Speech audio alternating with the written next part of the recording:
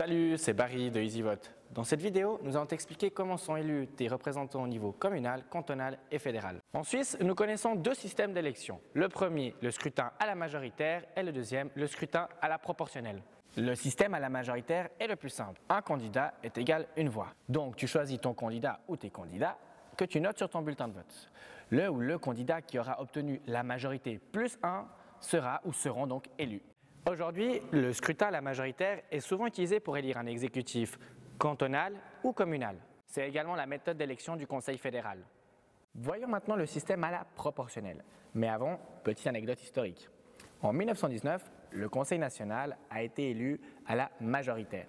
Mais depuis et jusqu'à aujourd'hui, on utilise le système à la proportionnelle pour élire le Conseil national, pièce dans laquelle nous nous trouvons. Tu l'auras deviné, le scrutin à la proportionnelle est un petit peu différent.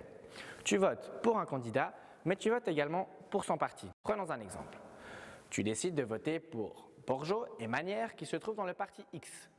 Dans ce cas-là, chacun recevra une voix. Mais le parti X en recevra quant à lui 2. Maintenant, admettons que tu décides de voter pour Borjo, qui se trouve dans le parti X, et pour Rocha, qui se trouve dans le parti W, car tu le connais personnellement. Dans ce cas-là, chaque candidat recevra une voix. Mais le parti X et W recevront quant à eux chacun une voix. Tu auras donc finalement voté pour deux partis. Les résultats sont répartis en plusieurs étapes. Tout d'abord, on compte le nombre de voix obtenues par parti, puis on distribue le nombre de sièges dus. Prenons un exemple. Le parti X, sur 100 sièges disponibles, a obtenu 20% des voix. Du coup, il aura le droit à 20 sièges.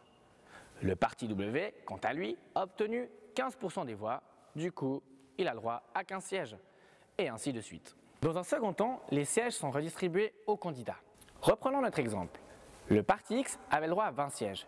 Du coup, ils seront redistribués aux 20 premiers candidats qui auront obtenu le plus de voix. Le parti W, quant à lui, a eu le droit à 15 sièges. Ce sont donc les 15 premiers candidats qui auront le droit à ces sièges.